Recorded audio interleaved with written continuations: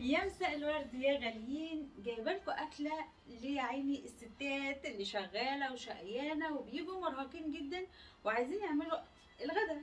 فهنعمل النهارده غدا بسيط جدا جدا، اكله كلنا كبار وصغار بنعشقها. فتعالوا طيب نشوف هنعمل ايه ومقاديرنا. يلا بينا يلا بينا. بصوا يا حلوين، انا بحب اشتغل معاكم على طول. تمام، عشان ما اطولش عليكم الفيديو. معايا ميه فيها بصلايه فيها ورق لوري. تمام. الاكله دي عباره عن ايه؟ عن نص كيلو من صدور الفراخ، وانا مقطعاها كده وغسلاها كويس وكنت حاطه عليها ليمونه. تمام، وقطعها قطع كده. طب هنعمل فيها ايه؟ طيب دلوقتي هنسلقها. تمام. هننزل بقطع الصدور اهي شرايح في الميه. هنسيبها قد ايه؟ هنسيبها ربع ساعة تلت ساعة بالكتير. تمام. هتتسلق مع نفسها بالبصل وبورق الغار، ونحط حبة ملح وخلاص. ننزل بالملح بتاعنا على حسب ما انت عايزة، ونسيبها بقى تغلي براحتها الربع ساعة او التلت ساعة دي تستوي، ونرجع نشوف هنعمل احلى تتبيلة ليها. وبكده يا حلوين عدت تلت ساعة على القطع الصدور اللي احنا سلقناها. يلا نصفيها ونعمل الصوص الخطير. يلا بينا يلا بينا. هنا يا حلوين معايا طاسة على النار ايا كان عندك. تمام، هنحط معلقة زبدة كبيرة. انا حابة فيها الزبدة بصراحة. عندك سمنة حطي، عندك زيت حطي اللي يعجبك. هتسخن ونشوف هنعمل ايه. كده سخنت السمنة بتاعتنا او الزبدة. هنزل بمعلقة من الصلصة، معلقة واحدة من الصلصة كده. تمام، ركزوا معايا. وبعدين هتبشري يا ست البنات طماطمتين، اتنين من الطماطم مبشورة زي كده اهو. تبشريها وتنزلي بيها.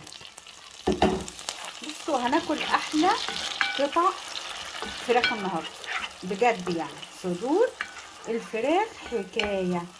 طيب نزلنا بايه؟ بصلصه وسمنه وطماطمتين مبشورين. يلا نشوف هنكمل ايه. هتجيبي ايه يا ست البنات؟ هتجيبي قرن فلفل احمر ماشي بارد الوان حلو، وقرن فلفل رومي على حامي، وانزلي يا ست الكل. ايه ده بقى؟ تحفه. بس كده؟ لا لسه. هتنزلي بدبس الرمان. دبس الرمان معلقتين او معلقه كبيره، هيودي الموضوع في حته تاني.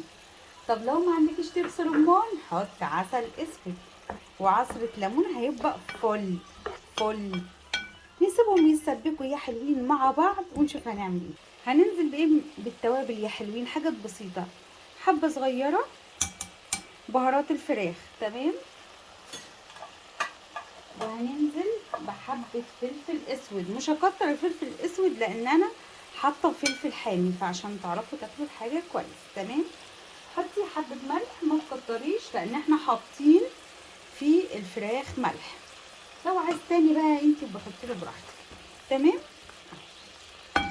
احلى تتبيله وريحتها تجنن.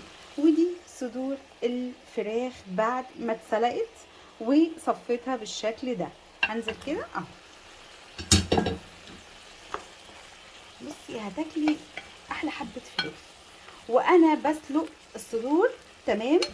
الفراخ دي عملت حبه رز ابيض. الله بقى، على ما بيسلقوا بتكوني عامله فعلا حبه رز ابيض جنبيها. احلى غدوه دي ولا مش احلى غدوه؟ تحفه. لو عملتي بقى حبه سلطه، الله الله الله. هسيبهم بقى يتسبكوا كده مع بعض 5 دقايق، يشربوا من بعض ونرجع. بصوا اللون يا جماعه، بجد التصوير ظلمه بجد. لونه تحفه. التبس الرمان برضو عامل شغل مع الصلصه مع القوطه. موضوع حلو جدا جدا جدا. وبصوا طعمها يعني شكلها عامل ازاي. بجد حاجة جميلة، الولاد هيحبوها جدا جدا جدا. أكلة سهلة وبسيطة وهنعملها في دقايق. يلا نقدم مع بعض. يلا بينا. ورجعت معاكم يا حلوين. بصوا حبة الرز، بصوا حبة الرز كده، يعني تحفة بجد بجد. طبق رز كده أبيض عليه بقى قطعة الفراخ دي الرهيبة. بصوا مستوية ازاي أصلا. بصوا شكلها تستاهل ان انتوا تقوموا تاكلوها. ريحتها حلوه جدا جدا جدا، طعمها خيال. احلى غدوه واسرع غدوه هنعملها. شطشطيها براحتك، حطي فلفل اسود تاني، حطي شطه تاني زي ما انت عايزه. حبه الرز بقى ابيض جنبيها، بجد حكايه. الواحده عايزه صوره كده جنبيها. اكلتنا النهارده سهله وبسيطه جدا وسريعه، ما فيهاش اي تعب ولا مجهود للست الكل اللي بتشتغل وشقيانه وتعبانه. هتروحي تعملي اكله سريعه. كمان الشباب والرجاله اللي هم بيحبوا وقفه المطبخ اعملوها الاكله دي، سريعه شكلها تحفه وطعمها اجمل واجمل. لو عجبكم الفيديو ما تنسونوش في اللايك والشير وتفعلوا الجرس عشان يوصلكم كل جديد، واشوفكم على خير وبألف هنا. باي.